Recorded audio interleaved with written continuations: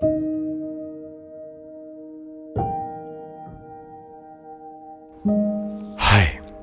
Welcome to mind all minds. సొసైటీలో ఎట్లా ఉంటుందంటే మనము కొంత కష్టపడాలన్నమాట, like to get our identity. So అది ఏదైనా కావచ్చు, లైక్ అంటే నేను ఇక్కడ ఫైనాన్షియల్గా సరే ఒక స్థాయి రావాలి అంటే అది వేరు.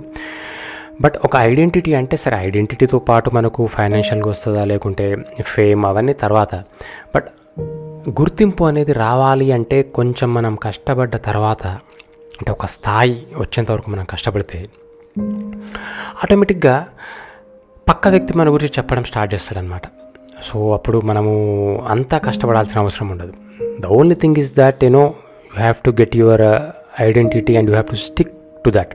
ఫర్ ఎగ్జాంపుల్, ఇప్పుడు మనము ఒక స్టైల్లో ఉన్నాము అంటే బయట ఇప్పుడు ఏదైనా వర్క్ చేస్తున్నప్పుడు కానీ మనకు ఒక స్టైల్ ఉందనుకోండి, లేకుంటే ఫర్ ఎగ్జాంపుల్ సరే ఒక టిఫిన్ సెంటర్ ఉంది. ఒక టిఫిన్ సెంటర్లో అక్కడ టిఫిన్స్ ఒక టైప్ ఆఫ్ టేస్ట్ ఉంటుంది అనుకోండి. అప్పుడు ఏమవుతుంది, ఒక వ్యక్తి అతను వస్తూ ఉంటాడు అనమాట, రెగ్యులర్గా వచ్చి ఆ టేస్ట్కి అలవాటు పడిపోతాడు. తర్వాత ఇంకొక కొత్త వ్యక్తి వచ్చినప్పుడు అతనితో పాటు, అంటే వెన్ హీ బ్రింగ్స్, అంటే అతను ఇంకొక కొత్త వ్యక్తిని తీసుకొచ్చినప్పుడు ఆ కొత్త వ్యక్తికి ఆ టేస్ట్ కొంచెం కొత్తగా అనిపించవచ్చు. ఇదేంది ఇట్లా ఉంది అంటే ఎట్లాంటప్పుడు ఆయన అన్నప్పుడు ఈ వ్యక్తి చెప్తాడు అనమాట, ద ఓల్డ్ వన్ ఏమంటాడు, ఇది ఇక్కడ అంతే ఉంటుంది టేస్ట్, ఇది అంతే ఉంటుంది, దీని స్పెషల్ ఇది ఇక్కడ అదే అని చెప్తాడనమాట. అంటే ఇట్స్ అ స్పెషల్ థింగ్. అట్లాంటప్పుడు ఆ ఇంకో వ్యక్తి కూడా కొంచెము మైండ్ని ఫిక్స్ చేసుకొని లైక్ ఓహో అట్లనా అని చెప్పేసి అతను కూడా మెల్లగా అలవాటు అయిపోతుంటాడు. ఆ తర్వాత మెల్లగా ఇద్దరు కలిసి రావడము, తినడము, సరే అవతల వ్యక్తికి నచ్చదా అనేది అది సెకండ్ విషయం, సెకండరీ. బట్ ఇక్కడ ఏంటి, ఒక తీసుకొచ్చిన వ్యక్తి ఆ టిఫిన్ సెంటర్ గురించి చెప్పడం అంటే ఇక్కడ ఏంటంటే ఒక ఐడెంటిటీ అనేది ఎప్పుడైతే మనకు వస్తుందో మన గురించి మనం కంటే మన పక్క వాళ్ళే చెప్తుంటారు అనమాట. ఆ వ్యక్తి అట్లాంటి వాడే, ఆ వ్యక్తి అట్లా ఉంటాడు, ఆ వ్యక్తి ఇట్లా ఉంటాడు, అతని మెంటాలిటీ అట్లా, సో అతను ఆ టైంలో అట్లా బిహేవ్ చేస్తుంటాడు, లేకుంటే ఇట్లాంటివి ఇంకేదైనా విషయాలు కూడా they give the free advertisement అనమాట for us.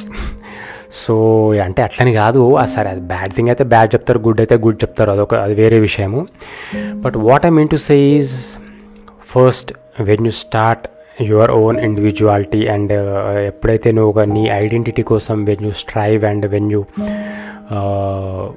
Make a good mark, ఆ తర్వాత మిగతా వాళ్ళే నీ గురించి చెప్పడం స్టార్ట్ చేస్తారు.